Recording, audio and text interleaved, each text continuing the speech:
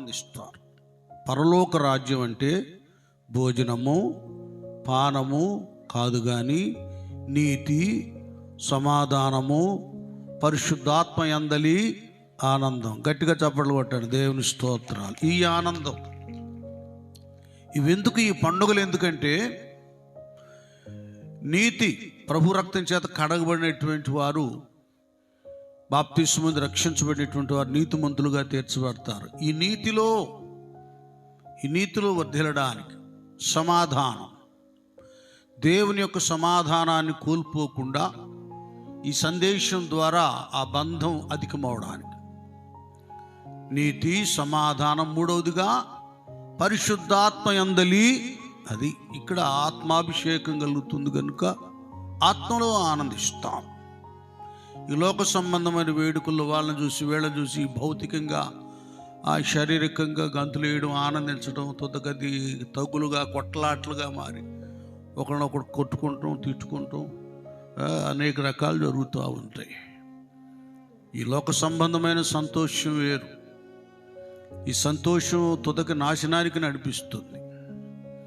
దేవునిలో సంతోషం ఉందే, అది నిత్య జీవానికి మనలను వారసులుగా చేస్తుంది, ఆనందింపజేస్తుంది. అలాంటి వేడుకలు ఇవి. మొదటి రోజున దేవుడు అద్భుతంగా మాట్లాడారు. మరి మొదటి వర్తమానంగా సేవకుల రాళ్ళలో నుంచి మాట్లాడారు. కొద్దిగా మన టైం 10:30, అంతవరకు కొద్ది విషయాలు మనం దైవ సంగతులు ఆత్మ ద్వారా ధ్యానం చేసుకొని ముందుకు వెళదాం. దానికి ముందుగా సహాయక విమోచక అనేటటువంటి పాట అంత కాదు, ఒక పల్లవి ఒక వచనం పాడుకుందాం. మీ దగ్గర ఉన్నాయి కదా సంఘబిడ్డల దగ్గర చూసుకొని నేర్చుకోండి, బాగా పాడాలి. మీరు కూడా మన ప్రియులు దేవదాసు చక్కగా పాడారు, అలాగే మీరు కూడా పాడాలి.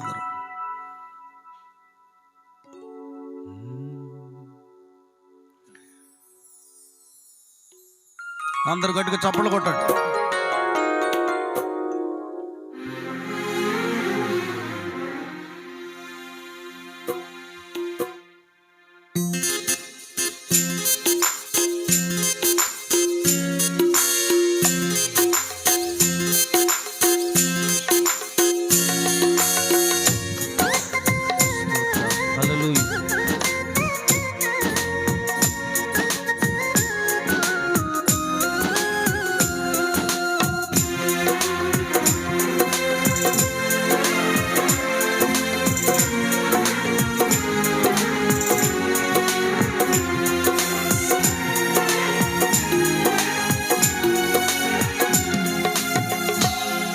సహాయక విమోచక భజరేయుడా నిజ దేవుడా, సహాయక విమోచక భజరేయుడా నిజ దేవుడా, నడిపించినావు నీ కృపతో, నడిపించినావు నీ కృపతో, కాపాడినావు ఇంతవరకు, కాపాడినావు ఇంతవరకు.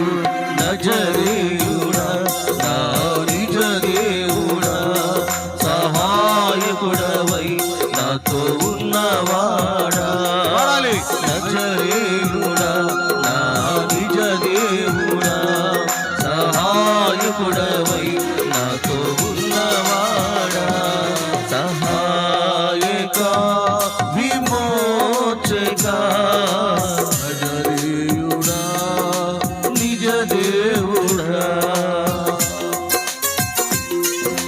చప్పట్లో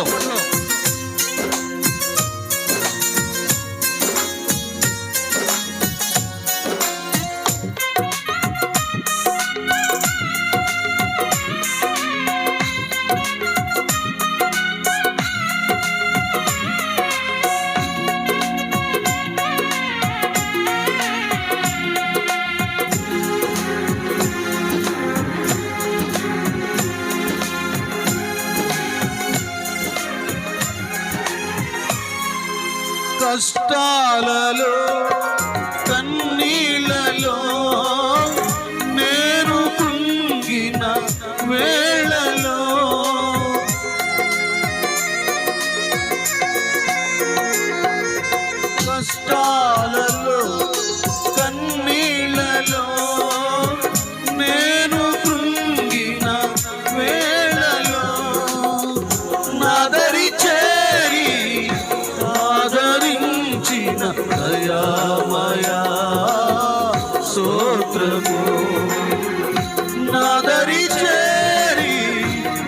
ఆదరించిన దయామయా స్తోత్రము.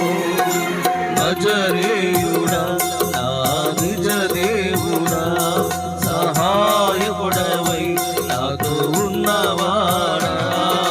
నజరేయుడా నా నిజ దేవుడా, సహాయకుడవై నాతో ఉన్నవాడా. హల్లెలూయా. అందరు గట్టిగా హల్లెలూయా. దేవుని గణనామానికి మహిమ కలుగును గాక. ఈ రాత్రి వేళ దేవుడు తన యొక్క ఆత్మ ద్వారా ఉన్నతమైనటువంటి ఆదరణను, సహాయాన్ని మనకు అనుగ్రహించబోతున్నాడు. నమ్మినోళ్ళు గట్టిగా చప్పట్లు కొట్టండి. దేవుని స్తోత్రాలు. ప్రభువారు మనకు చేరువుగా ఉన్నాడంటే ఆయన మనకేదో చేయబోతున్నారని అర్థం. అయితే అది పొందుకుంటానికి మనం అడగాలి. అడుగుడి మీకు, చెప్పండి, అడుగుడి మీకు. అది అడగందే అమ్మాయిని కూడా పెట్టదు. ఇక్కడికి వచ్చారు మనం, ప్రభు మన మధ్యలో ఉన్నారు. ఎక్కడైతే 2-3 నా నామమున కూడి ఉందరో వారి మధ్య ఉంటా అన్నారు. ఆయన ఉన్నారు ఇక్కడ.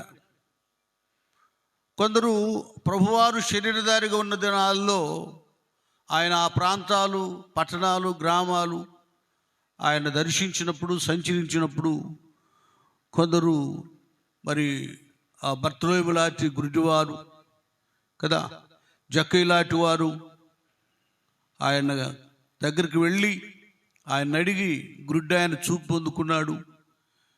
ధనబంధంలో ఉన్నటువంటి జక్కయ్య గారు రక్షించబడ్డాడు. అన్ని విధాల సహాయం దేవుడు చేస్తాడు. అయితే నిన్నారు, ఈవేళ కూడా వింటున్నారు. మరి ఎలాగ ప్రభువుని అడుగుతారో, ఏ సహాయాన్ని పొందుకుంటారో అది మీలోనే ఉంది. ఈ ఫ్లెక్సీలో ఒక అద్భుతమైనటువంటి సన్నివేశం చిత్రించబడేది.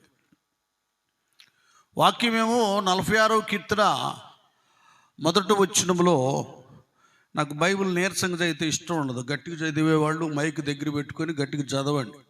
మీరు నీరసంగా చదివితే నాకు నీరసం వచ్చింది అనమాట. ఉన్న ఉద్యోగం కూడా పోయి డౌన్ అయ్యిద్ది స్పిరిచువాలిటీ. మేము బైబిల్ చదువుతున్నప్పుడు మా ముందున్న వాళ్ళు చెవులు మూసుకునేవాళ్ళు. కంగ్ కంగ్ అంటూ ఉండేది వాయిస్. మేము విశ్వాసులుగా ఉన్నప్పుడు మైకులు అప్పుడు ఉండేవి కావుగా, చక్కగా వెళ్ళిపోయాయి. అయ్యగారు ఉద్యోగంగా చెప్పేవాడు, మాకు నీరసం వస్తుంది మీరు బైబిల్ చదువుతుంటే. ప్రాక్టీస్ అవ్వండి. చాలాసార్లు నేను చెప్పాను, బాగా బైబిల్ చదువుకోండి, బాగా బైబిల్ చదువుకోండి. ఇంటి దగ్గర డాబా పైకి వెళ్ళి ఆ వాయిస్ పెంచదని చెప్తే చదవడం లేదు. ఈ 46వ కీర్తనలో కోరహు కుమారులు, దేవుడు మనకు ఆశ్రయమును దుర్గమునై ఉన్నాడు, ఆపత్కాలమందు ఆయన నమ్ముకొనదగిన సహాయకుడు అని ఈ యొక్క కోరహు కుమారులు ఈ విషయాన్ని, ఈ యొక్క పాటను వారు రచించారు. అదేదో రాగమట, ఏమాట అలామోను అనేటటువంటి రాగం మీద పాడదగినది. హెబ్రీలు వారి రాగాలు ఉన్నాయన్నమాట. వాటి మీద పాడే పాట అంటే ఇది. పాట లేకుండా గ్రంథం లేదు. పరలోకంలోనే పాటలే పాటలు పాటలు కదా, చాలా ఆనందదాయకంగా ఉంటుంది. దాని మీద ఈ పాట అన్నమాట పాడేటటువంటిది. వీళ్ళు ఏం రాస్తున్నారు? దేవుడు మనకు ఆశ్రయమును దుర్గమునై ఉన్నాడు. ఆశ్రయము తర్వాత దుర్గం. అంత మాత్రమే కాకుండా వాళ్ళ అనుభవంతో రాస్తున్నారు ఈ పాటను. ఆపత్కాలములో ఆయన నమ్ముకొనదగిన, అది ఆపద అనేది ఒకటి వస్తుంది.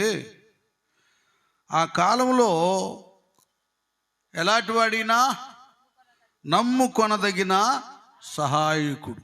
అది వస్తాడో రాడో, చేస్తాడో చేయుడో, ఇస్తాడో ఇవ్వడో, హెల్ప్ చేస్తాడో లేదో అనేటటువంటిది అపనమ్మకం, సందేహం, అనుమానం ఏది ఉండదు. ఎందుకంటే అనుభవంతో కీర్తనాకారుడు దావీదు కూడా చెప్తాడు కదా, మరి కొండల తట్టు నా కన్నులిచ్చున్నాను, నాకు సహాయము యెహోవా వలననే సహాయం. ఇదే కీర్తనాకారుడు మరి నరులను నమ్ముటి కంటేను రాజులను నమ్ముట కంటేను యెహోవాను ఆశ్రయించుట మేలు. ఆయన సహాయం కోరుకుంటాం మేలు. ఈ భక్తులందరూ కూడా ఈ పాటలు అనుభవంతో రాస్తున్నారండి, ఆత్మతోనూ అనుభవంతోనూ. అనుభవాలన్నీ కూడా అవి ఇతరులకు తెలియచేయటానికి, వాళ్ళు కూడా బలపడటానికి వాళ్ళు ఉన్న దైవాత్మ వాళ్ళని ప్రేరేపిస్తూ ఉండేది అంతరంగం. దేవుడు ఈ కార్యం చేశాడు కదా, ఈ మేలు ఉపకారం చేశాడు కదా, ఇది నా వట్టికి మాత్రమే అంతరించిపోవడం అది బాగాలేదు. ఇది వెల్లడి చేస్తే మరి కొందరు అవసరతలో సహాయం కొరకు ఎదురు చూసే వారికి దేవుడు సహాయం చేస్తాడు. వారికి దేవుని మీద గురి, నమ్మిక కుదురుతుంది, దేవుడిని అడిగి సహాయాన్ని పొందుకుంటారు అన్న ఉద్దేశంతో దైవ ప్రేరణతో రాసిన పాటలు ఇవి. ఈ కీర్తన గ్రంథం యూదులకి పాటల పుస్తకం అన్నమాట. కీర్తన గ్రంథాన్ని గురించి మనం చెప్పేటప్పుడు మొదటి కీర్తన, రెండో కీర్తన, మూడో కీర్తన అనాలి. అక్కడ మీరు చూసుకోండి, నేను చెప్పేది కాదు. 1వ అధ్యాయం 2వ అధ్యాయం అనకూడదు, అధ్యాయాలు కాదు, ఇవి పాటలు. చాలామంది పాస్టర్లు కూడా పాపం తెలియదులేండి, 1వ అధ్యాయం కీర్తన 2వ అధ్యాయం అంటారు. లేదండి, అక్కడ మీరే చూసుకోండి, 1వ కీర్తన 2వ కీర్తన. ఇది దేవుని యొక్క సహాయాన్ని గురించి దావీదు గారు కానీ, కొరహు కుమారులు కానీ చక్కగా తెలియచేస్తూ ఉన్నారు. ముఖ్యంగా దావీదు భక్తుని యొక్క జీవితంలో చూడండి, ఒకసారి మనం 54వ కీర్తనకు వెళ్దాం. ఇదిగో దేవుడే నాకు సహాయకుడు, ప్రభువే నా ప్రాణమును ఆదరించువాడు. అది ప్రభువే నా ప్రాణమును ఆదరించువాడు. 54 కదా, అంతేనా? 54వ కీర్తన 4వ వచనం చూడండి. ప్రభువే నాకు సహాయకుడు, ఆ తర్వాత ప్రభువే నా ప్రాణమును ఆదరించువాడు అని ఇలాగున తన అనుభవం అన్నమాట. మీ అందరికీ తెలిసిందే, చాలామంది విశ్వాసులు ఉన్నారు కాబట్టి. మరి దావీదు విషయంలో చూడండి, అతడు దేశానికి, ప్రజలకు, రాజు సంస్థానానికి అందరికీ మేలు చేసిన వాడే. ఎంత సాక్రిఫైస్, త్యాగం, ధైర్యం అంటే, నమ్మకం అంటే, దావీదు తన ప్రాణాన్ని కూడా తెగించి ఫిలిస్తీయుడైనటువంటి గొలియాతును హతమార్చడానికి వెళ్ళిపోయాడు ధైర్యంగా. ఎవరో రండి అని 40 రోజులు అతను సవాల్ చేస్తున్నాడు. ఇశ్రాయేల్ మీద రండి, నన్ను ఓడించండి ఎవడైనా. ఎవరికి ధైర్యం లేదు. సైన్యాధిపతులు, మహాపరాక్రమశాలులు అందరూ గుండె చెదిరిన వారే దాక్కున్నారు. ఈయనొక్కడే వెళ్ళిపోయాడు. రాజు దగ్గరికి వెళ్ళి, సౌలు రాజు దగ్గరికి వెళ్ళి, నేను అతన్ని కొట్టేస్తానండి, నేను చంపేస్తాను అన్నాడు. నవ్వుకున్నాడు. పిచ్చాడో వాడు, వాడు హైట్ చూసావా, ఎంత 6 మూరల జానుడు, పరాక్రమం కలిగినటువంటి వాడు, వీరుడు, శూరుడు. చిన్నతనం నుండే ఆ యుద్ధములన్నిటిలో కూడా గొప్ప నైపుణ్యతను సంపాదించుకున్నవాడు. పర్సనాలిటీ మాత్రమే కాదు, యుద్ధంలో కూడా నైపుణ్యత కలిగిన వాడు. అన్ని రకాల యుద్ధ సంబంధమైన ఆధిక్యతలు ఆయనకున్నాయి. ఈయన ఒక చిన్న మందను, ఒక 40 గొర్రెల చిన్న మందను వాళ్ళ నాన్న, రే పని పాట లేనోడా గొర్రెలను కాసుకో అని నట్టుగా పంపించాడు. చూడండి, దైవుని దృష్టిలో ఉన్నవారు మనుషుల దృష్టిలో స్వల్పంగా కనబడతారు, గొప్పగా కనపడరు, ఎర్రోళ్ళుగా కనబడతారు. దేవుని దృష్టిలో, దైవ నియమంలో బ్రతుకుతున్నవారు లోకానికి వెర్రితనంగా, వెర్రాళ్ళుగా కనిపిస్తుంటారు. ఎందుకంటే వాళ్ళు కొడితే కొట్టరుగా, తిడితే తిట్టరుగా, వాదోపవాదాలు పెట్టుకోరు, విమర్శలు, ఇవన్నీ కూడా వాళ్ళకి ఇష్టం ఉండదు. దేవుళ్ళు భక్తిగా బ్రతకాలి. వాళ్ళకి ఎక్కువ మాటలు ఉండవు, ఎక్కువ ప్రార్థనలు ఉంటాయి. ఊరికి పిచ్చి పిచ్చి మాటలు చెప్తూ ఉంటారే, వాడు భక్తి లేనోడు. ప్రార్థన లేని వాళ్ళు విస్తారమైన మాటలు మాట్లాడతారు. ఆ మాటల్లో కూడా విస్తారమైన మాటల్లో మీరే చెప్పండి, అదే కంట్రోల్ పెట్టుకోవాలి నోటిని. అండ్ దేవుళ్ళో ఎక్కువ ఉండేవాడు, రోజుకు 3 సార్లు ప్రార్థన చేసుకునేవాడు, 7 పర్యాయాలు స్తుతులు చెల్లిస్తూ ఉండేవాడు, దివారాత్రము దేవుని ధర్మశాస్త్రాన్ని ధ్యానం చేస్తున్న భక్తుడు. గొర్రెల సంగతి ఏంటో, భక్తి సంగతి ఏంటో చూడండి ఎలాగుందో ఈయన భక్తి. ఏంటో ఆయన గురించి కొద్దిగా మాట్లాడితే వెళ్ళిపోతూ ఉంటుంది. ఎందుకంటే భక్తులకి అంతే, వాస్తవాన్ని పరిశుద్ధాత్మ దేవుడు తెలియజేస్తూ ఉంటాడు. అలాంటి ఆయన రాజుగారి దగ్గరికి వెళ్ళి, సౌలు రాజు దగ్గరికి నేను వెళ్తానండి, నేను కొట్టేస్తాను, చంపేస్తానంటే నవ్వాడు. ఏంటి నాన్న నువ్వు చెప్పేది, వాడు మామూలు వాడు అనుకున్నావా అన్నప్పుడు అప్పుడు దైవ కార్యాలు చెప్పాడు. వాస్తవంగా అయితే క్రితంలో ఏ విధమైనటువంటి ఆత్మ సంబంధమైన బంధం అనుబంధం లేకపోతే సౌలు రాజు కూడా నమ్మేవాడు కాదు. సౌలు కూడా ఒకప్పుడు, మీరే చెప్పండి, ఒకప్పుడు ఆత్మను పొందుకుని ప్రవక్తల మధ్యలో ఉండి ప్రవచించినాడు. నేను చెప్తున్నాను ఎందుకో, కొందరు ఉన్నారట ఆత్మను కోల్పోయారు. మీరు సౌలులాగా ఆత్మను కోల్పోయినప్పుడు ఆ అభిషేకం, ఆత్మ తీవ్రత, ఆ భక్తి, ఆ ప్రార్థన, ఆ యొక్క పవిత్రతను మీరు కోల్పోయినప్పుడు సౌలు రాజులాగా చేతగాని వాళ్ళు అవుతారు. వాడేమో గొల్లియాత్ ఏమో యుద్ధ భూమిలో సవాల్ చేస్తున్నాడు, ఈయనేమో దద్దమ్మలాగా మొన్న కూర్చున్నాడు సౌలు. భక్తి జీవితాన్ని మీరు పోగొట్టుకుంటే, భక్తిలో బలహీనులైతే చేతగాని వాళ్ళు అయిపోతారు. మీ ఇంట్లో వచ్చిన శ్రమను, కష్టాన్ని, నిందను, అవమానాన్ని, సమస్యను మీరు తీర్చలేరు, మీ వల్ల కాదు. ఎందుకంటే దేవుడు దూరం అయిపోయాడు. స్పష్టంగా ఉందిగా, రక్షించనేరకున్నట్లు యెహోవా హస్తములు కురచగాలేదు, ఆయన చెవులు మందం కాలేదు, మీకు మీ దేవునికి మీ దోషములు అడ్డుగా ఉన్నాయి కదా. ఇలాగున మన భక్తిని పాపం చేత పోగొట్టుకున్నప్పుడు దేవుని సహాయపు హెల్పింగ్ హ్యాండ్స్ మనకు చేరువుగా ఉండవు. ఆయన పాపం ఏదో చేద్దాం అనుకున్నా మనం చేసిన తప్పుడు పనులన్నీ అడ్డమైపోతాయి.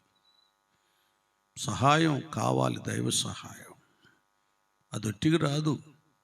ఆయన ప్రేమ గలవాడే, కానీ ఆ ప్రేమలో ఉన్న సహాయాన్ని మనం సొంతం చేసుకుంటానికి మనకు కొన్ని అర్హతలు ఉండాలి.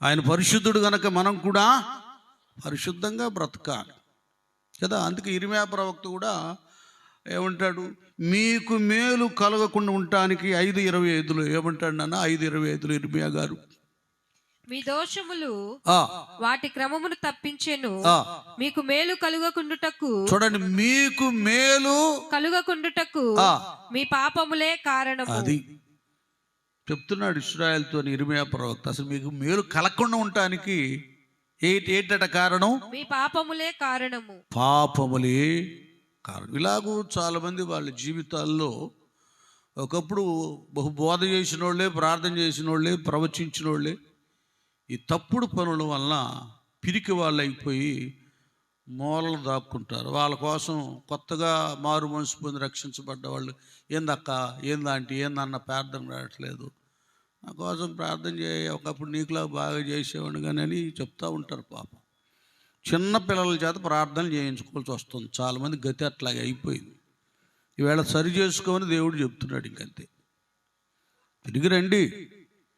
దావీదు గారు కూడా పాపం తప్పు చేశాడు, మరలా పశ్చాత్తాపుడైపోయాడు. శుద్ధ హృదయం కలుగు చేయమన్నాడు కదా. నీ సన్నిధిలో నుండి నన్ను త్రోసివేయొద్దు అన్నాడు. మళ్ళీ సన్నిధిని వెతుక్కుంటూ వెళ్ళాడు కదా. నీ పరిశుద్ధాత్మను నా యొద్ద నుండి తీసివేయొద్దయ్యా, రక్షణానందాన్ని మరలా నాకు దయచేయి. భక్తి బ్రతుకు మనం సరిగా కాపాడుకుంటే దేవుని సహాయం మనకు దొరుకుతుంది. అది ఇక్కడ ఈ సన్నివేశాన్ని కూడా నేను క్లుప్తంగా చెప్పేస్తాను, మన టయాన్ని ముగించేసుకుందాం. ఇక్కడ దావీదు వెళ్ళిపోయి సౌలు రాజు దగ్గర చెప్తా ఉన్నాడు, నాన్న నువ్వు బొడ్డోడురా, ఎందుకు ఇదంటే, లేదండి నేను చిన్నోడే కానీ నాయనకున్నవాడు బలవంతుడు అని అనుభవాలు చెబుతున్నాడు. పిచ్చి కథలు గారు చెప్పేది అనుభవాలు. కొంతమంది అనుభవించకుండా చెప్తారు, ఇట్ట అట్ట అది ఇది. ఈ వద్దు. నీ బ్రతుకులో అనుభవం ఏమైనా ఉంటే అది నీలో ఆ వాక్యం నెరవేర్చబడితే నువ్వు చెప్తే దాంట్లో పవర్ ఉంటుంది ఆ మాటలో. ఇన్ని సంగతులు దావీదు చెప్తున్నాడంటే అనుభవం ఉంది, ఆత్మీయత ఉంది.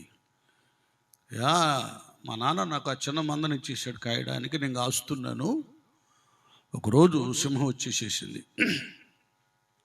ఒక గొర్రె పిల్లని నోట ఖర్చుకొని వెళ్ళిపోతా ఉంది. మీరు వినండి, నేను ఈ సన్నివేశం మీకు చాలా పర్యాయాలు చెప్పాను, అయినా కూడా మరలా కొందరు వినడానికి దేవుడు చెప్పిస్తున్నాడు. వాస్తవంగా అంత దూరంలో పులులు సింహాలు ఆ వినికిడి అవి వింటేనే, చూస్తుంటేనే భయపడి వణికిపోయి అక్కడి నుంచి పారిపోతారు మనుషుడు. డైరెక్ట్గా ఇట్లా వచ్చేసేసి సింహం ఒక గొర్రె పిల్లను నోట ఖర్చుకొని ఇట్లాగ ముందుకు అలాగ వేయబోతున్నాడు. ఎక్కడికి వేస్తావు అడుగన్నట్లుగా సింహం కంటే రౌద్రముగా, గంభీరముగా, భయంకరముగా దావీదు సింహం వైపు చూస్తున్నాడు. గట్టిగా చప్పట్లు కొట్టండి. అది అందరు కొట్టట్లా, మీరు సింహాలు అవ్వాలి, సింహాలు అవ్వాలి, అసలైన సింహం అవ్వాలి, రోషం గల సింహం. నీతిమంతులు అలాగుంటారట.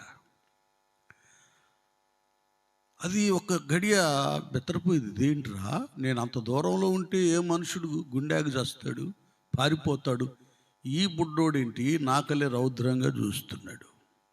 అర్థమవుతుందా? వాడు ఒకడున్నాడే, ఎవడాడు? ఏ సింహం వాడు? గట్టిగా అది వాడు ఎవరిని మింగుతామా అని అది కాచుకొని ఉన్నాడు, గర్జించు సింహం. ఆ సింహం ఎదుట నువ్వు కొదమ సింహంగా కనబడాలి, అంతే. ఎవరు కనపడతారు? ఎవరు అలాగుంటారు? దేవుని యందు భయభక్తులు కలిగి తమ నీతిని, భక్తిని, ప్రార్థన శక్తిని, అభిషేకాన్ని కాపాడుకున్నవారు సైతానుగాడి దగ్గర, కొదమ సింహము దగ్గర, ఏమండి, ఆ యొక్క గర్జించు సింహము దగ్గర కొదమ సింహంగా కనబడతారు. వాడు భయపడతాడు, వాడికి ప్రజలు భయపడతారు, ప్రార్థన పరులంటే వాడు భయపడతాడు. ఏం పేరుంది వాళ్ళకి? అపోస్తులకి భూలోకాన్ని తల్లకిందులు చేసేవారు ఇక్కడికి వచ్చారు అన్నారు. దేవునికి స్తోత్రం, హల్లెలూయా. ఒకసారి సింహమే బెత్తరిపోయింది. అది భక్తి బ్రతుకును నువ్వు కాపాడుకుంటే సింహబలాటి శ్రమలైన అవి బెత్తరపోతాయి, పారిపోతాయి. గట్టిగా చప్పట్లు, పారిపోతాయి. ఇది కావాలి. దేవుడు సహాయం ఒట్టొట్టిగా దొరకదు, కొన్ని ఉన్నాయి. ఆ స్థితిని కాపాడుకోవాలి. ఆ స్థితిలో లేనివారు దేవుని దగ్గరకు వచ్చి సంపాదించుకోవాలి. ఈవేళ 2 కుమార్తెలు బాప్తిసం పొంది రక్షించబడి ఆ స్థితిలో ఒక మెట్టు ఎక్కారు. ఈవేళ ఇక మిగతా మెట్లు ఎక్కుతూ ఉండాలి. అనేక అద్భుతాలు దేవుడు చేస్తాడు. వెళ్ళిపోయాడు. ఇక అది సింహాన్ని చూసినప్పుడే అతనికి ఎట్లుందంటే, వినండి, ఏదైనా ఒక అది ఫుట్బాల్ కానీ క్రికెట్ కానీ ఆటలు ఉన్నాయే, వీటిని బాగా ప్రాక్టీస్ చేసినాడు. ఎన్ని గంటలు క్రికెట్ ఉందనుకో, ఎన్ని గంటలు అని ఉంటుంది, అన్ని గంటల వరకు ఆ ఎండలో ఉంటారు. అలుపు సొలుపు ఏమీ ఉండదు వాళ్ళకి. సునాయాసంగా మనం ఒకవేళ టీవీలో ఇంట్లో కూర్చొని ఆ ఏసీ దగ్గర కూర్చొని మనం చూస్తూ ఉన్న వాడు ఎర్రటి ఎండలో ఉండి ఆడుతూ ఉంటాడు. ఏసీలో ఉండం మనం కూడా అటు తిరిగి ఇటు తిరిగి ఉంటామేమో, కానీ వాళ్ళు మాత్రం అక్కడ ప్రశాంతంగా సునాయాసంగా తేలికపాటిగానే ఉంటారు. కారణం ఏంటంటే సాధన చేశారు. క్రికెట్ అప్పుడే వెళ్ళి ఆడటం కాదు, కానీ నిత్యము ప్రాక్టీస్ ప్రాక్టీస్ ప్రాక్టీస్. భక్తి విషయంలో కూడా ఏదో ఆదివారం బైబిల్ తీసుకొని భక్తులాగా వెళ్ళటం కాదు, ఇలాంటి కోటాలప్పుడు వెళ్ళటం కాదు, కానీ నిత్యము సాధన చేయాలి, వాక్య సాధన చేయాలి, ప్రార్థన సాధన చేయాలి, మోకాళ్ళ అనుభవం కావాలి. ఈ జీవితం అంతా మనం కలిగి ఉన్నప్పుడు సింహాల్లాగా మారిపోతాం. ఆ పవర్ దేవుడు ఇస్తాడు. ఇక దావీదు గారి బ్రతుకులో ఒకసారి అమ్మ చెప్పినటువంటి అనుభవాలు జ్ఞాపకానికి వచ్చేసి, సింహం కనబడగానే ఆయనకి ఎట్లుందంటే, నిజంగా వాళ్ళు ఎట్టగా ప్రాక్టీస్ చేసిన వాళ్ళు, ఫుట్బాల్ ఛాంపియన్లు కానీ క్రికెట్ ఆటగాళ్ళు కానీ ఆ గ్రౌండ్లో సునాయాసంగా హాయిగా ప్రశాంతంగా ఉంటారు, ధైర్యంగా ఉంటారు. నేనే క్యాచ్ పట్టాలి కదా, నేనే వికెట్ లేపాలన్నట్లుగా ఉంటారు. సునాయాసంగా అబ్బా నాకు భలే ఛాయిస్ దొరికింది. అది ఏ అవకాశం అంటే మీరే చెప్పాలి. శాంసోనుకు దొరికిన అవకాశం నాకు దొరికింది. గట్టిగా చప్పట్లో. అమ్మ చెప్పింది కదా, ఒడిలో కూర్చోబెట్టుకొని, రే నానా దావీదు ఇట్లా భయము, భక్తి, ప్రార్థన, ఆత్మశక్తి కలిగి ఉండాలి, ఇలాగుండాలయ్యా. ఆత్మశక్తి కలిగిన శాంసోన్ ఏం చేశాడు తెలుసా? ఇదిగో వాళ్ళ పేరెంట్స్తో గాజా మార్గానికి వెళ్తుంటే అరణ్యంలో సింహం వచ్చిందిరా, భయపడకుండా దాన్ని ఏం చేశాడు చెప్పండి? దాన్ని ఏం చేశాడు? చీల్చేసాడు గొర్రె పిల్ల. అది జ్ఞాపకం వచ్చింది. అర్థమవుతుందా? నువ్వు వాక్యంలో లీనమై ధ్యానం కలిగి అందులో మునిగి తేలితే ఏ శ్రమ కష్టమైనా కూడా, మనకు ముందున్న భక్తులు శ్రమలో నుండి ఎలాగ విడిపించబడి జయాన్ని పొందుకున్నారో అది జ్ఞాపకానికి వస్తుంది. 24 గంటలు సీరియల్ చూస్తుంటే ఏమొచ్చింది? అత్తలాగా ఏడుస్తావు, కోడలాగా అత్తను లేకపోయాలని చూస్తావు. ఆ దరిద్రాన్ని మానేయండి. పతనమైపోతాయి కుటుంబాలు. ఇదివరకైతే అత్తా కోడళ్ళు తల్లి కూతురులాగా ఉండేవాళ్ళు, ఇప్పుడైతే శత్రువులు అయిపోయారు. ఇండియా పాకిస్తాన్ అయిపోయింది ఇంట్లో. చూడండి ఎట్టబడేయాలో చూస్తున్నారు. అక్కడ ప్లాన్లన్నీ వాళ్ళు ఇస్తారు కదా సీరియల్లో, ఏనా ప్లాన్లన్నీ ఇస్తారు కదా. ఆ ప్లాన్లు నేర్చుకున్నారు కానీ ఈ ప్లాన్ నేర్చుకోవట్లా. వాక్యంలో ఉన్నటువంటి వాటిని నేర్చుకోవట్లా. కొద్దిగా బ్రతుకు బాగు చేసుకోవాలి. వాక్యం విని తల్లి చెప్పిన బోధ విన్నాడు కనుక దావీదు గారికి ధైర్యం వచ్చేసింది. శాంసోన్ అయ్య గారు చీల్చినట్టుగా నేను కూడా చీల్చడానికి దేవుడు ఛాయిస్ ఇచ్చాడు. గట్టిగా చెప్పకూడదా? అది కాబట్టి కొద్దిగా భక్తులు జాగ్రత్తగా ఉండాలి. దయ్యాలు పడతాయి అక్కడక్కడ. వాళ్ళని వదిలేయాలంటే నీకు ముందు శక్తి ఉండాలి, లేకపోతే అది నీ అంటబడి వచ్చింది. జాగ్రత్త. సువార్త అంటే ఎందుకు చెప్తున్నానంటే చాలా తేలిక అయిపోయింది చాలామందికి వాక్యం చెప్పడం అంటే. ఈ పాటలు అంటే ఏంటి, అబ్బో వాళ్ళు ఏదేదో పాపం చేస్తూ ఉన్నారు. సాధన లేకుండా ఏం చేసినా పనికిరాం. భక్తిలో సాధన లేకుండా, ప్రార్థనలో శక్తి లేకుండా నువ్వే ప్రార్థన చేసినా దెయ్యాలు నీ మీద పడతాయి. కానీ నేను వాళ్ళని ఎలుగుతున్నా, ఈయనలో నువ్వెవరు అని ఆ యాజకుని యొక్క కొడుకుల్ని వస్త్రాలు చింపేసినాయంట దెయ్యాలు. కాబట్టి కొద్దిగా భక్తిలో ఎదగడం నేర్చుకోండి, దేవుడి సహాయాన్ని పొందుకోవాలంటే. సునాయాసంగా ఆ మాట ఆలోచిస్తుండగానే దావీదు మీదకి అభిషేకం వచ్చేసింది. అంతే, వెళ్ళిపోయి ఎంట పరిగెత్తి వెళ్ళి ఇట్లా ఎదురెళ్ళిపోయి సింహం నోరును చీల్చి గొర్రెపిల్లని కాపాడాడు. స్తోత్రం, హల్లెలూయా. అది దేవుడు వచ్చి ఇట్టబడి నీకు సహాయం చేయడు, నీ ద్వారానే నీకు సహాయాన్ని కలుగా చేస్తాడు. ఎన్ని చెబుతూ ఉంటే ఈ పిచ్చోడికి పిచ్చెక్కింది సౌలు రాజుకి. ఏందిరా ఈ పిల్లోడు ఏంది, చెప్పే మాటలేంది. మళ్ళీ చెప్పాడు, ఒకసారి ఎలుగుబడి వచ్చిందా, అట్లా పట్టుకొని నేలకేసి కొట్టి చంపాను అని ఇప్పుడు చెప్తున్నాడు. వాటిలో నాకు దేవుడు సహాయము చేసిన దేవుడు ఈ సున్నతి లేని ఫిలిస్తీయుడు ఏ పార్టీ వాడు. అది సవాల్ చేయాలి భక్తులు. బలహీనతలో, కుటుంబ శోధనలో, పోరాటాల్లో, వ్యాధుల్లో, బాధల్లో ఉన్న వారికి దగ్గరికి వెళ్ళిపోయి ఇకేం పర్వాలేదమ్మా మన అనుభవాలు చెప్పాలి. పలానింట్లో ఇలాగే ఉంది, మేము వెళ్ళాం, ప్రార్థన చేసాం, ప్రభుని గురించి చెప్పాం, ప్రభువారు ఆ కుటుంబ సమస్యలు తీర్చాడు, వారి వ్యాధులు బాధలు తొలగిపోయినాయి, ఇప్పుడు నెమ్మదిగా ఉన్నారు. చెప్పగలవా? అది ఉందా? ఆ అనుభూతి నీలో ఉంటేనే బలహీనులైన వారికి నువ్వు సహాయం చేయగలవు. అది లేకుండా ఏ సాధన, ఏ ప్రాక్టీస్, ఏ అనుభూతి, ఏ అద్భుతం నీ ప్రార్థన వలన జరగకుండా నువ్వు వెళ్ళమంటే ఎలాగాకు. చెప్పారు కిందాకే, ఆ ఇంట్లో ఉండే దెయ్యాలు నీ ఎమ్మడ పడతాయి. చల్లగా చక్కగా ఉన్న ఇంటిని దెయ్యపు కొంపగా చేసుకోవద్దు. ముందు మన సామర్థ్యం లెక్కేంటో ఒకసారి చెప్పేశాడు దావీదు సౌలు దగ్గర. ఇది నాలో ఉన్న సామర్థ్యం, ఇది దేవుడు నాకు అనుగ్రహించిన సహాయం, నా ద్వారానే నాకు సహాయాన్ని కలుగు చేశాడు. అది నీకుందా? అది ఇక బెత్తరపోయి సౌలు రాజు గారు, బాబోయ్ లేనిపోయింది, వీడినందుకు గదిలిచ్చాను, వీడు సామాన్యుడు కాడు అని మళ్ళీ ఏం చేస్తున్నాడు, ఆ పైన ఈ కావచ్చు అవి ఉంటాయి కదా, యుద్ధ సంబంధించినటువంటి అవన్నీ కూడా తీసుకెళ్ళి వేసుకోయాను. ఈ నాకు చాలలే బాబు, వీటికి నాకు పొత్తు ఉండదు. ఈ లౌకిక సంబంధమైన వాటికి, ఆత్మ సంబంధమైన వాటికి అది పొత్తు కుదిరేది కాదు. వెళ్ళిపోతుంటే అక్కడ కూడా గొల్లియాతు హేళన చేయటం, ఏంట్రా కుక్కను కొట్టడానికి వచ్చినట్టు వచ్చేవాడిని. అతనికి తెలియట్లా. వండర్ఫుల్ వాడు అంటాడు, యుద్ధము అది.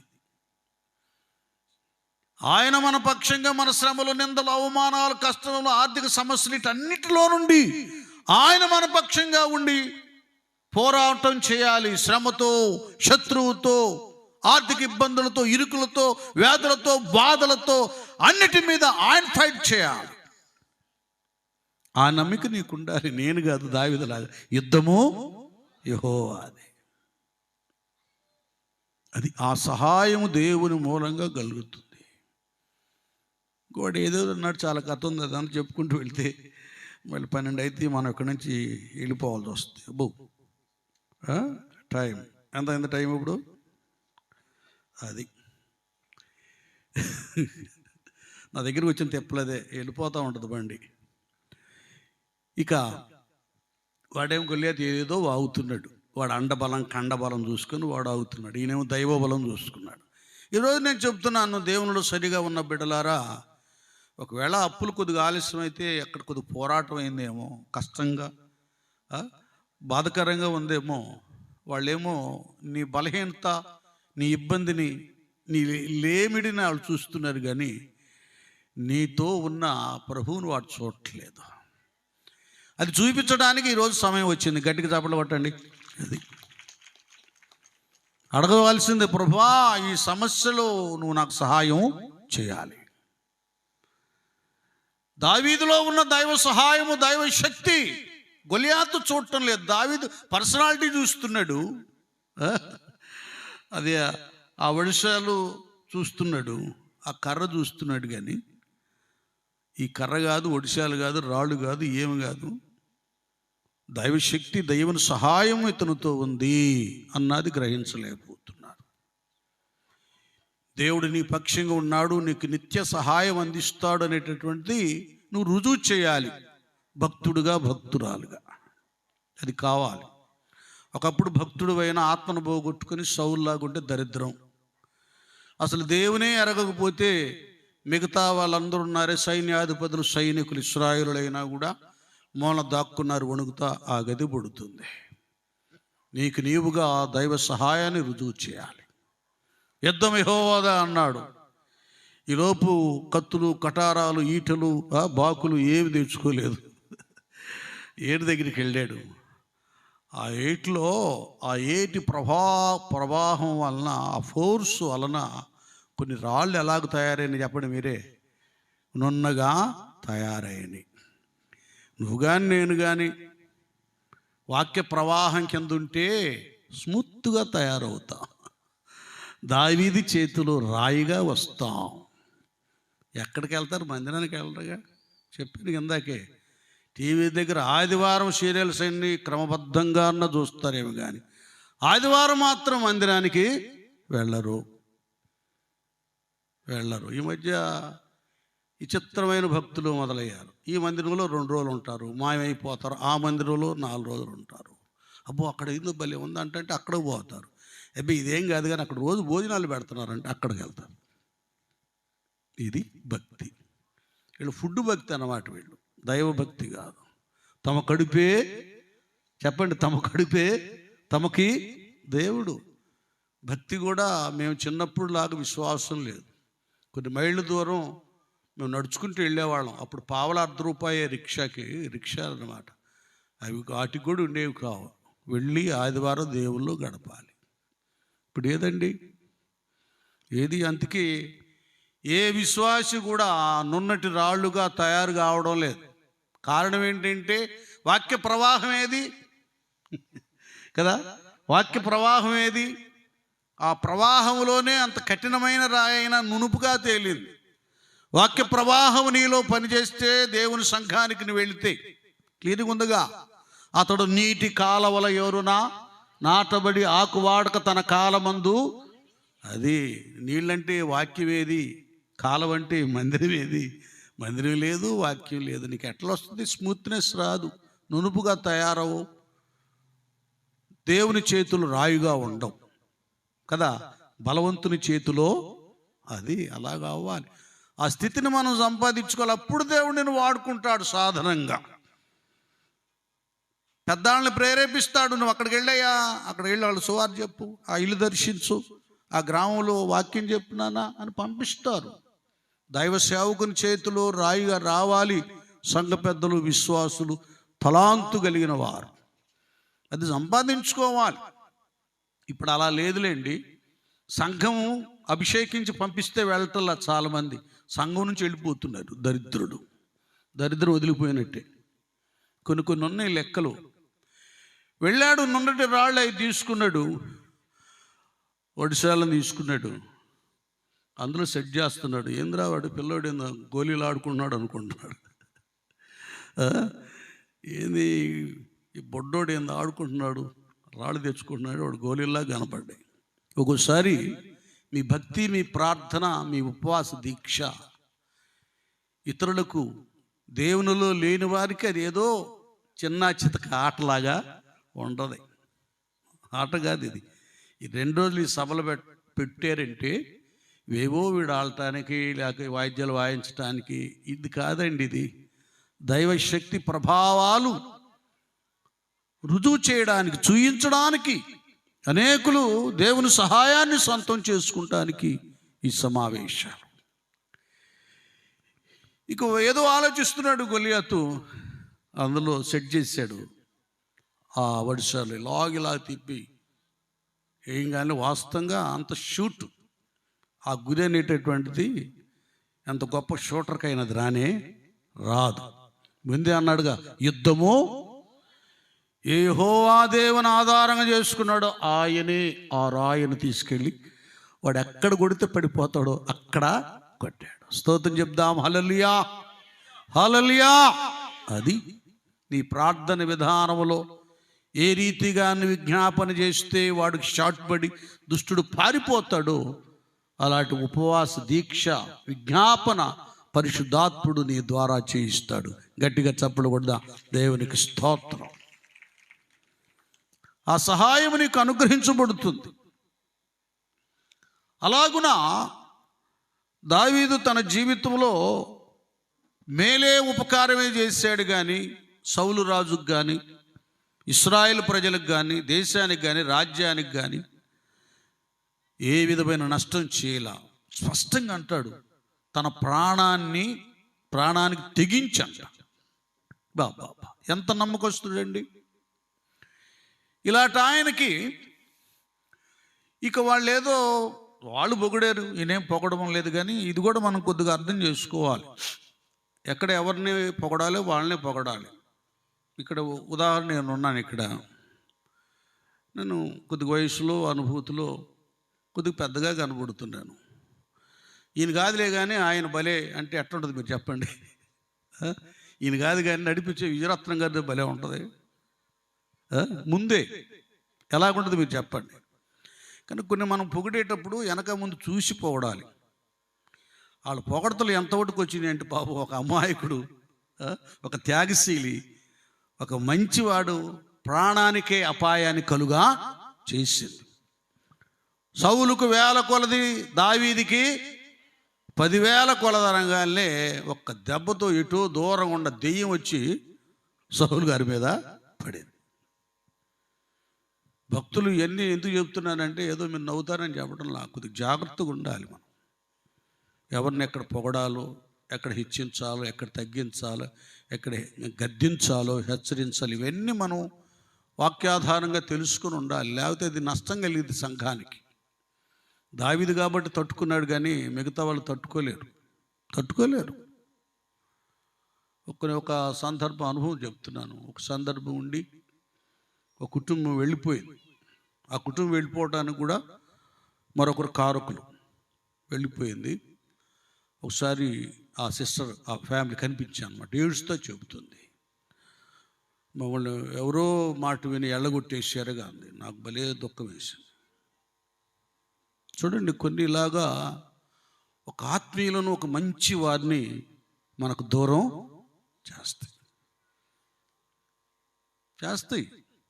దేవుడి సన్నిధిలో మనం నిలబడి ఉన్నప్పుడు సౌలు గారు కూడా ఒక మంచి మనసు రావాలి. అయితే ఇందులో పాపం వాళ్ళు లేకపోతే దావీదు నా రాజ్యం నాకు వచ్చేది కాదు కదా, పోయేది, నా గతి చిన్న భిన్నం అయిపోయేది. పోనీలే, వాడు మేలే చేశాడు అనేటటువంటి సర్దుబాటు ఈయనలో లేదు. ఎంత అయిపోయిందంటే, ఇంత పొగిడితే రేపు నన్ను తోసేసి దావీదుని రాజుగా చేస్తారు అనేటటువంటి అనుమానం వచ్చేసింది ఆయనకి. అక్కడి నుంచి మొదలుపెట్టాడు చంపేయడానికి. ఎంటబడుతున్నాడు. ఇక వింటున్నారా? కొన్ని సందర్భాల్లో నువ్వు మంచి వ్యక్తివైనా నీకు అపాయం వెంటాడుతూ ఉంటుంది. అయితే దావీదు గారి జీవితంలో ఇలాంటి భయంకరమైనటువంటి ఉప్పెను సంభవించినప్పుడు ఈ 84వ కీర్తనలో ఏమన్నాడు నాన్న? 54వ కీర్తనలో ఏమంటున్నాడు? ఇదిగో దేవుడే నాకు సహాయకుడు, ప్రభువే నా ప్రాణమును ఆదరించువాడు. అది వచ్చేసింది. ఈయనే, ఈ ప్రభువే నాకు సహాయం చేస్తాడు, నా ప్రాణాన్ని కూడా ఆదరిస్తాడు. ఇంకెన్నో ఉన్నాయి కీర్తనలు, ఆయన చదివించాము. అలాగున దేవుని సహాయం కొరకు వేడుకున్నాడు. తన భక్తి, పరిశుద్ధత వేటిలో కొదువు లేదు కనుక దేవుడు ఆ భక్తునికి సహాయం చేశాడు. గట్టిగా చప్పట్లు కొడదాం, దేవునికి స్తోత్రం కదా. ఆ రీతిగానే దేవుడు తన భక్తులను కాపాడువాడు. యోబు గ్రంథంలో కూడా నీ భక్తి నీకు ధైర్యము, అది సరైన భక్తిలో ఉన్నప్పుడు ఒక ధైర్యం మనకు ఉంటుంది. ఒకవేళ ఆర్థిక ఇబ్బంది అయినా, అనారోగ్య పరిస్థితి అయినా, కుటుంబంలో అనేక సమస్యలైన, ఇరుకులు, ఇబ్బందులైనా మనకు ఒక ధైర్యం ఉంటుంది. దేవుని ఎడల భయభక్తులు కలిగి ఉన్నాం కనుక కదా. ఆయన యందు భయభక్తులు గల వారి నిమిత్తం ఆయన దేవుడు దాచి ఉంచిన మేలు ఎంతో గొప్పది. ఆ మేలు ఎప్పటికైనా ఆయన నాకు సహాయం చేస్తాడు. నిజమండి, అనుభూతి చెప్తున్నాను. ఒక సమస్య, ఒక ఇరుకు, ఒక ఇబ్బంది, ఒక కష్టం, ఆర్థికపరమైనటువంటి అవసరం ఉన్నా మన గురి అట్టే దేవుని వైపే చేతులెత్తి ఆయన సహాయం కొరకే మనం కనిపెడుతుంటే తప్పక దేవుడు ఆ సహాయాన్ని మనకు కలుగా చేస్తాడు. అనుభూతి చెప్తున్నాను. చర్చి అది ఒక చిన్న ఒక అరసెంటుతో మొదలైన చర్చి అనమాట. పాక వేసి చుట్టూ తడికలు పెట్టుకొని 84లో ఏర్పాటు చేసాం. అంచెల వారీగా దేవుడు దాన్ని 230 గజాల వరకు పెంచేశాడు. కొత్త స్థలం ఒకటి కొన్న తర్వాత ఇంకా అమ్మ ఎవరెవరినో తీసుకొచ్చింది ఇంజనీర్లని. వాడు ఎట్టగడతాడు ఏమో, ఇంత డబ్బు ఎట్లాగని నేను కొద్దిగా జంకాను. ఇంకా వదిలిపెట్ల, ఊరుకుంది కొద్దిగా సహనంతో ఉంది. తర్వాత ఇంకా బెన్నెని, శ్రీనివాసరావు గారిని, మా సంఘంలో బిడ్డలు మేస్త్రి దగ్గరికి వెళ్ళి తీసుకొచ్చేసి టకటకవని మొత్తం అది నిర్మాణం చేయడానికి పైన చర్చి, కింద డైనింగ్ హాల్ లాగా మాకు ఒక చిన్న బెడ్రూమ్, చిన్న హౌస్ కనబడటం, చిన్న ఒక బెడ్రూమ్ లాగా అట్లా కిచెన్ లాగా అది ప్లాన్ వేస్తే మొత్తం 60 లక్షలు అది అని రాసుకున్నారు. రాత్రి కోతలు అయిపోయిన, సంతకాలు అయిపోయినాయి.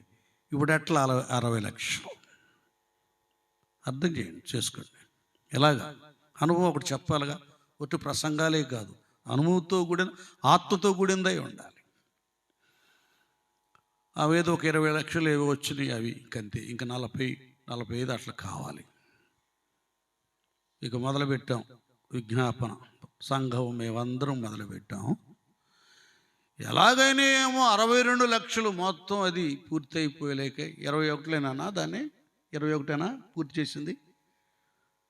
2021, 22 నాన్న, అది 22, 21 చర్చి ప్రతిష్ట అమ్మా 22 2022 ఆగస్టు 11 కల్లా మొత్తం దేవుడు పూర్తి చేశాడు. 62 లక్షలు గట్టిగా చప్పట్లు కొట్టండి. అవి ఎట్లా వచ్చినాయో తెలుసు, ఎట్లాగ దేవుడు ఇచ్చాడో తెలియదు, ఎట్లా వచ్చినాయి అసలు తెలియనే తెలియదండి. ఇంక అయిపోయింది కదా, ఇంకా ఫ్లోటింగ్ లేదు, ఏం రావడంలా. అంటే ఆయన వైపు మనం చూస్తున్నప్పుడు అది పూర్తయ్యే అంతవరకు దేవుడు మనకు సహాయం చేస్తాడు. మన్నా గురిపించినట్టు గురిపిస్తాడు. నమ్మండి, చప్పట్లు కొట్టండి గట్టిగా. ఈ దెబ్బతో మీ అప్పులు మొత్తం వెళ్ళిపోవాలి, ఇంకంతే వెళ్ళిపోవాలి. దేవుడు సహాయం చేస్తాడు నాన్న, ఇస్తాడు దేవుడు. మీరు ఎందుకు కలవరపడుతున్నారు? అయితే 2 చెప్పాను కిందాక, యెషయా గ్రంథం 59, 25, 25. ఈ తప్పుడు పనులు, లోపాలు, దోషాలు మనలో ఉంటే దేవుడు అది కురసైపోద్ది, ఆటోమేటిక్ పైకి వెళ్ళిపోద్ది, నీ మీదకి రాదు. అది చూసుకోండి ఒకసారి మన అందరం. సరే వెళ్ళిపోదాం. ఈ సన్నివేశం చెప్పి నేను ఇక ముగిచ్చేస్తా. 8 నిమిషాలు ఉంది. ఇది బలేసి వేయించాడు ఈ పిక్చర్, ఈ చిత్రం. ఇదేందో చెప్పండి తెలిసిన వాళ్ళు గట్టిగా మైకులో చెప్పండి. షడ్రక్ మేషక్ అబేద్నెగో. అది తర్వాత ఇంకెవరు ఉన్నారు పక్కన? దేవుడు ఉన్నాడు. ఇక్కడ చూడండి, అట్లా ఉంటుంది అనమాట. భలే అసలు ఎట్లా వచ్చిందో కానీ ఆ ఐడియా చక్కగా తలంపు వచ్చేసింది. సహాయకుడు అక్కడ ఉన్నాడు, ఎబెనెజర్ అక్కడ ఉన్నాడు. ఇక్కడ విషయం ఏంటంటే, మరి కొంతమంది తెలియదు, దాదాపు అందరికి తెలుసు. షడ్రక్ మెషక్ అబేద్నెగో దానియేలు అనేటటువంటి 4 ఉన్నారు. వీళ్ళు ఎవరంటే యూదులు బాబిలోను దేశంలో వారు చెరగా తీసుకురాబడ్డారు. వాస్తవంగా ఇశ్రాయేలు దేవుడు పిల్లలు అని పిలువబడుతున్నా దేవుడు మనకులాగా అక్రమస్తుడు, అన్యాయస్తుడు కాదు, న్యాయబద్ధమైన వాడు. కొంతమంది తండ్రులు చూడండి, పిల్లల్ని చాలా కఠినంగా శిక్షిస్తారు. వాడు క్యారెక్టర్లో తేడా కనపడిందా వాడికి అయిపోయాడు. ఈయన అట్ట కొడుతున్నాడంటే అంతేనమ్మా, ఆయన ఊరుకోడు. మంచిగుంటే ఎంత అని చేస్తాడు, కానీ ఏదైనా చెడ్డ పని వ్యతిరేకంగా అంటే అవమానకరమైందంటే ఆయన ఊరుకోడు. అట్లా ఉంటే కొంతమంది తండ్రులు. కొంతమంది గారాబం చేసి వాడిని చివరికి ఒక డ్రింకర్ గానో, ఒక స్మోకర్ గానో, ఒక దొంగగానో, చివరికి హంతకుడుగా కూడా చేస్తారు. గారాబం చేయకూడదు పిల్లలకి. బెత్తం ఎవరైతే ఆడించరో వాళ్ళు ఏమవుతారు? ఆ కుమారుడే వాడికి శత్రువు అవుతాడు. పిల్లల్ని క్రమశిక్షణగా పెంచాలి. పెట్టేటప్పుడు పెట్టాలి, కొట్టేటప్పుడు కొట్టాలి. దేవుడు కూడా అంతే. ప్రపంచంలో ఎవరికి చేయనటువంటి అద్భుత కార్యాలు ఇశ్రాయేల్ ప్రజలు చేశాడు. ఎర్ర సముద్రాన్ని 2 పాయలుగా చేశాడు మోషే కాలంలో. ఆకాశం నుండి దేవదూతలు భుజించే ఆహారాన్ని పంపించాడు. ఇంక చాలా అద్భుతాలు చేశాడు, మర్కెలు చేశాడు దేవుడు. ప్రపంచం అంతా కొనియాడి, ఇందాక అమ్మగారు చెప్పారు రాహాబ్ అని, ఆమె వేసైనా కూడా ఈ మాటలు దైవ ప్రభావాన్ని విని ఆమె గుండె కరిగిపోయి ఆ రోజు నుంచి పొరపాట్లన్నీ మానేసి చక్కగా భక్తిగా ఉండి దేవుని పిల్లలను తన ఇంట చేర్చుకొని వాళ్ళకి ఆతిథ్యం ఇచ్చింది ఆ తల్లి. మారిపోయారు చాలామంది. అలాంటిది మీరు ఏం చేశారంటే, దేవుడు ఇంతగా ఘనమైనటువంటి కార్యాలు చేస్తే దైవాజ్ఞను ఉల్లంఘించి చేయకూడని పనులన్నీ చేశారు. అప్పుడు దేవుడు వాళ్ళని విడిచిపెట్టి అక్కడ ద్వితీయోపదేశకాండంలో అన్నాడు, ధర్మశాస్త్రాన్ని ఇచ్చినప్పుడు మీరు కానీ నా ఆజ్ఞకు లోబడ్డారా దీవించబడతారు, వ్యతిరేకించారా మీరు ప్రపంచంలోని మిమ్మల్ని నలుమూలన తరిమి వేస్తాను, మీది కాని దేశానికి వెళ్ళిపోయి బానిసలుగా బ్రతుకుతారు అన్నట్లుగానే చేశాడు. అది బైబిల్లో యెహోవా దేవుని యొక్క కార్యాలు అందరికీ అర్థం కావు, అవి వేరే ఉన్నాయి లెక్కలు. అలాగే వాళ్ళని శిక్షించినప్పుడు నెబుకద్నెజరు రాజు వచ్చేసేసి అక్కడ సొలొమోను కట్టిన ఆలయాన్ని కొల్లగొట్టి వెండి బంగారాలతో నిర్మాణం చేసి అన్ని దోచుకుని కొంతమందిని తీసుకెళ్ళిపోయాడు.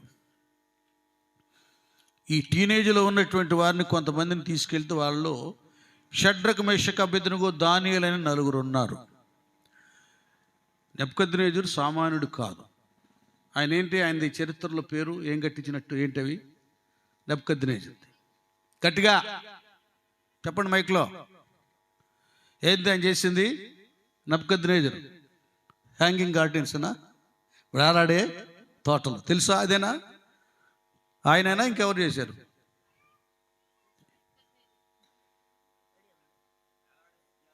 అది ఎవరు చేసింది? అదే మరి ఆయనగా బాబిలోను. అది మేము చిన్నప్పుడు ఎప్పుడో విన్నాం, 10th క్లాసులో ఎప్పుడో. ఇక్కడ కనపడుతుంది. మంచి జ్ఞానం కలిగిన వాడు, హ్యాంగింగ్ గార్డెన్స్ అవి ఏర్పాటు చేసి వేలాడ తోటలు చేసి అంటే ఎంత తెలియనోడు మనం ఆలోచించాలి. ఆయన తెలివి చాలా ఉన్నతమైంది. ఎందుకంటే నేను ఎందుకు చెబుతున్నట్టు ఈ మాట, చాలామంది ఏం చేస్తారంటే శత్రువు దేశాలను జయించినప్పుడు వాళ్ళని బానిసలుగా తీసుకొచ్చినప్పుడు ఇళ్లల్లో చాకరీ చేయించుకుంటారు, ఇళ్లల్లో వెట్టి పని చేయించుకుంటారు. ఈయన యూదా ప్రజల్లో ఉన్నటువంటి దైవ జ్ఞానము శక్తి ఎరిగినవాడు. ఎలాగ ఎరిగినవాడు? ఐగుప్తులో ఉన్న దగ్గర నుంచి వాళ్ళ చరిత్రను తెలుసుకున్నాడు. అక్కడ యోసేపు అనేటటువంటి ఒకడు బానిసగా తీసుకురాబడ్డాడట. ఫరో రాజుకి కల వచ్చింది కదా, మరి వాటి కళ అర్థాన్ని కదా, కళ ఏంటో ఏమేమి జరగబోతుందని తెలియచేయటమే మాత్రమే కాకుండా కరువు నుండి ఆ దేశాన్నే కాకుండా అనేక దేశాలని కాపాడాడంట. ఇంత దైవాత్మ జ్ఞానం కలిగినటువంటి వారు వీళ్ళని మనం సద్వినియోగపరుచుకోవాలి. అది చాలా తెలివైనవాడు. కొన్ని దేశాలు ఎందుకు దరిద్రంగా ఉంటాయంటే శాస్త్రవేత్తలను వాళ్ళు ప్రోత్సహించరు, వాళ్ళ జ్ఞానాన్ని డెవలప్ చేయరు. ఏదైనా ల్యాబ్లో ఏదైనా నిర్మాణం చేసి ఇది చేసి అది చేసి ఏదైనా తయారు చేసి ఏదైనా చేద్దామంటే ప్రోత్సాహం ఉండదు. కనుక వాళ్ళు ఇతర దేశాలు వెళ్ళిపోయి వాళ్ళ జ్ఞానాన్ని అక్కడ సద్వినియోగపరుచుకుంటే అది ప్రపంచంలోనే సంపన్నమైన దేశం అయిపోతుంది. చూడండి, డబ్బులు మన సంఘాల్లో కూడా డబ్బులు ఇచ్చే వాళ్ళకంటే ప్రార్థనలు చేసేవాళ్ళు చాలా చాలా అవసరం. ఈ జ్ఞానం కావాలి, ఆత్మ కలిగినటువంటి వాళ్ళు కావాలి మన సంఘంలో. ఆ జ్ఞానంతో, ఆ భక్తితో, ఆ ప్రార్థనతో సంఘాన్ని అంతకంతకి అభివృద్ధి పరుస్తారు. ఇది ఎరిగాడు నెబుకద్నెజరు.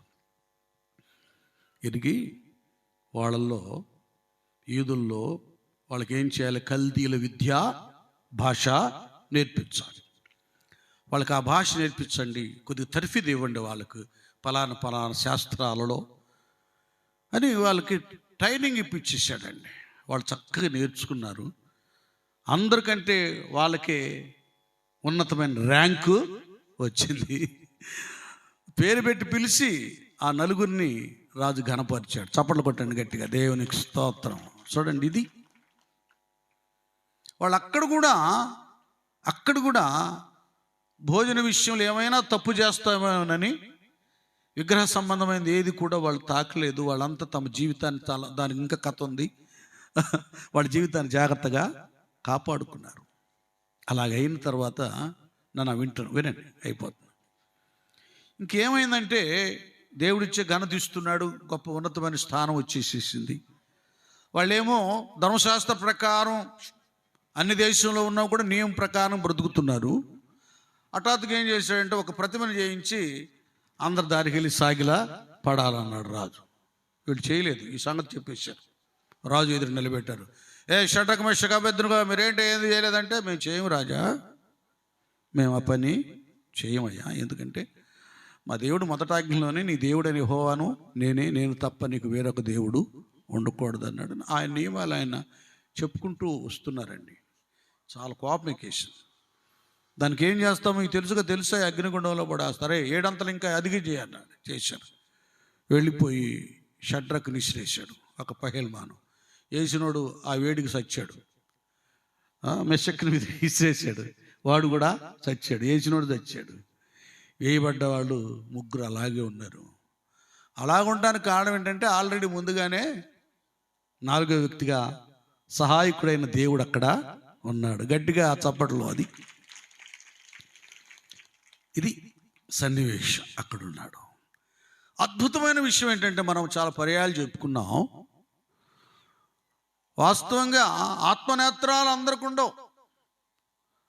ఊహలకు అందని రాజ్యం అనేది మా యేసయ్య, ఈ కన్నులు చూడనిది అని ఎందుకు రాశానంటే, ఈ కన్నులు అంటే శరీర సంబంధమైన కన్నులు ఆ రాజ్యాన్ని చూడలేవు, పరలోకాన్ని. ఇప్పుడు చాలామంది భక్తులు ఆత్మనేత్రాలు తెరవబడి, యోహాను గారు చూశాడు, పౌలు గారు చూశాడు గ్రంథంలో. తర్వాత ఇప్పుడు కూడా కొంతమంది చెప్తారు, నాకు ఇలా కనపడిందయ్యా, పరలోకం, దూతలు వీళ్ళందరూ కనిపించారు అని చెప్తారు. అవును, మనోనేత్రం తెరవబడ్డప్పుడు పరలోక సంబంధమైన దృశ్యాలు మనకు కనబడతాయి. అసలు కళ్ళ కట్టినట్లుగానే ఉంటాయి. వాక్యం చదువుతున్నప్పుడు కూడా మనకు అందులో ఉన్న సంగతులు సన్నివేశాలాగా కనబడతాయి అన్నమాట, టీవీలో లాగా.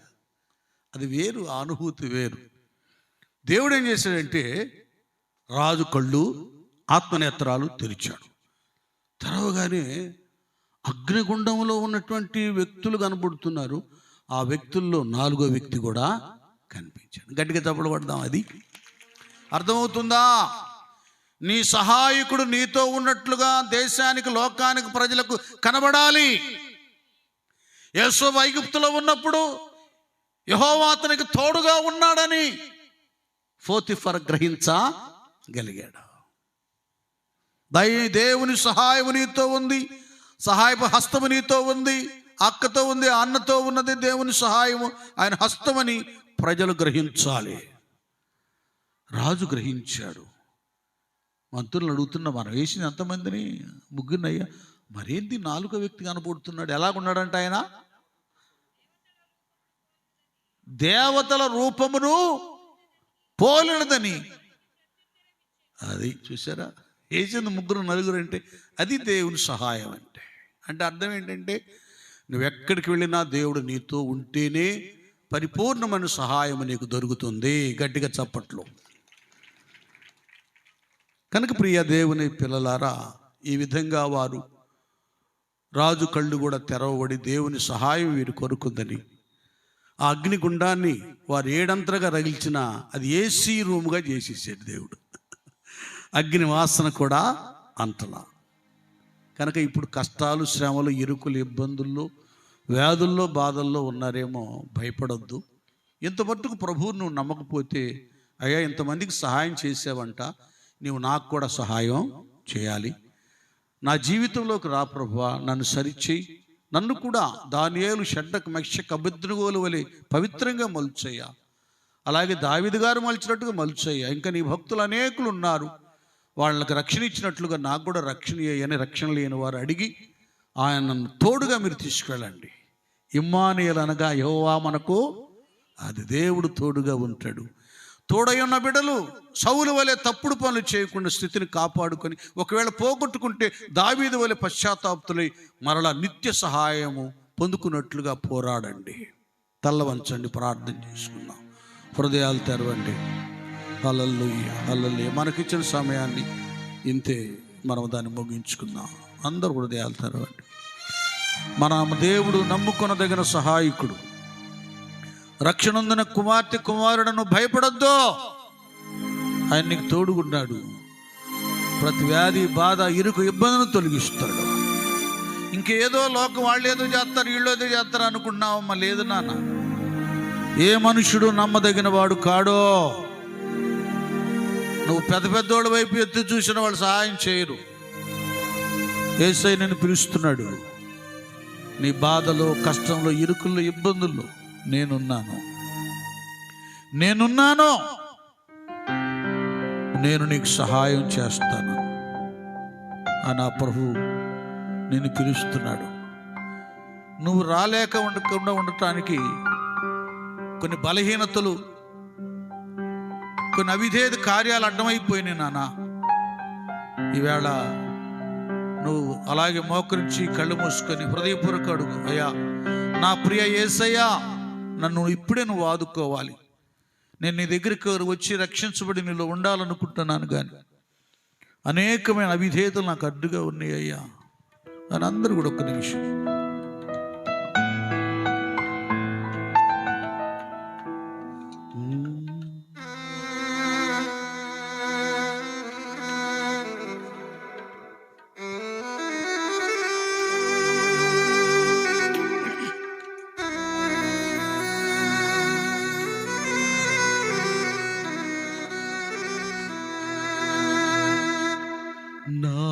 ప్రియ యేసు రాజా, ఆదుకో నన్నిప్పుడు.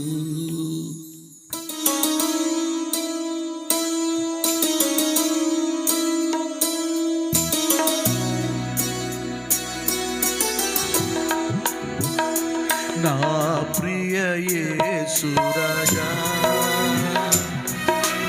ఆదుకో నన్నిప్పుడు శోధనలో వేదనలో నేను కోరియకు శోధనలో వేదనలో నేను కోరియకు నా ప్రియ యేసు రాజా ఆదుకో నన్నిప్పుడు. అందరూ కూడా హృదయాలు తెరిచి ఒక్క నిమిషం ప్రార్థన చేయండి. దేవుని సహాయము నీకు దొరుకుతుంది. ఎన్ని శ్రమల కష్టం ఉన్నా నీతో ఆయన ఉండి నీకు నెమ్మదిస్తాడు.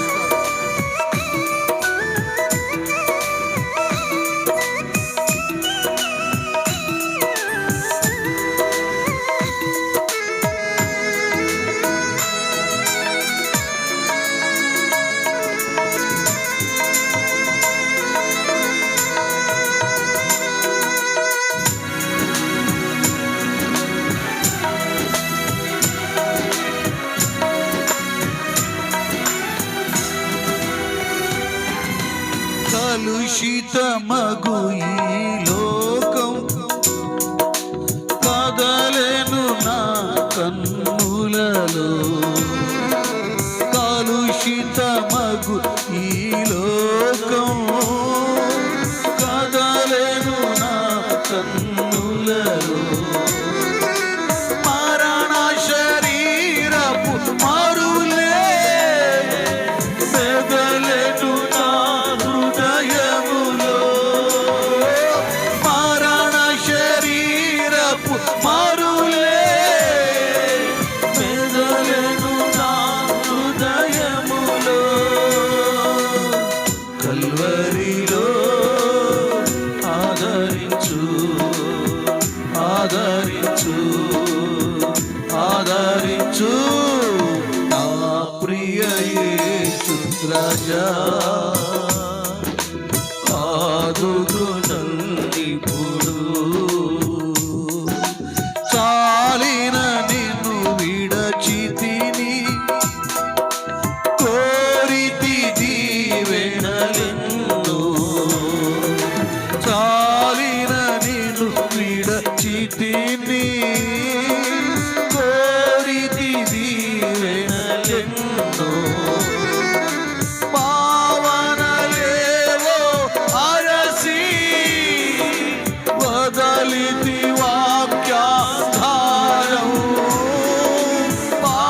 పావనలేవో అరసి వదలితి వాక్యాధారం.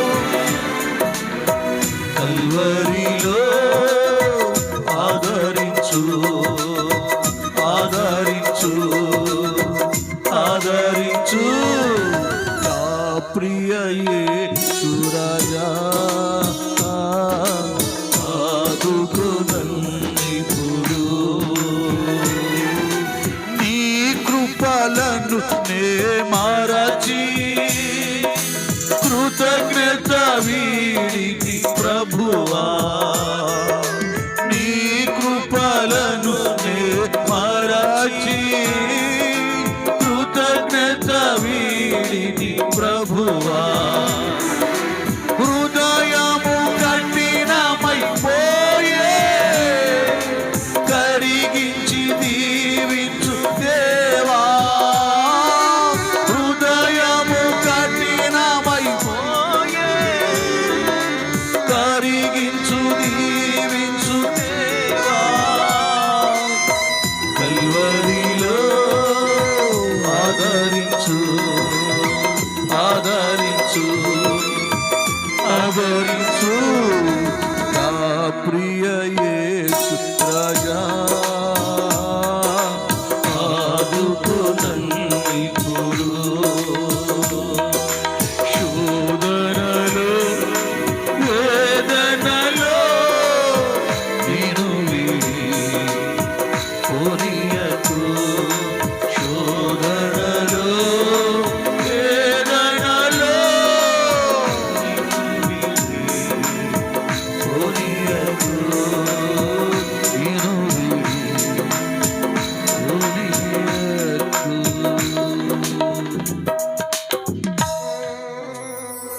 ముగింపులోకి వచ్చాం. నాకు దేవుడు ఏం సహాయం చేశాడు? నేను కష్టాల్లో ఉన్నా, ఇబ్బందుల్లో ఉన్నా, నాకెవరు సహాయం చేయడం లేదని ఆలోచనలో ఉన్నావా? నమ్ముకొనదగిన సహాయకుడు నీ ఎదుటే ఉన్నాడు. ఆయనకి నువ్వేదేదో ఇస్తే, మొక్కుంటే, కానుకలు ఇస్తే నేను నీకు సహాయం చేస్తాను అంటలేదు. నా కుమారుడా, నా కుమార్తె, నీ హృదయం నాకిమ్ము, నా మాటకు లోబడు, నీ మాట నేను వింటానంటున్నాడు. ఒక తీర్మానానికి వచ్చేయి చాలు. ఎక్కడికక్కడికి వెళ్ళి ఏదేదో చేశాడు. అప్పులు పాలయ్యాను, అల్లరి పాలయ్యాను, వ్యాధులు బాధలు అలమటిస్తున్నటువంటి రీతిలో ఉన్నారు మరికొందరు. రకరకాలుగా ఉన్నాడు. నీకోసం ఆయన సభలు ఏర్పాటు చేయించాడు. కుమార్తె, నాకు నువ్వు కావాలయ్యా.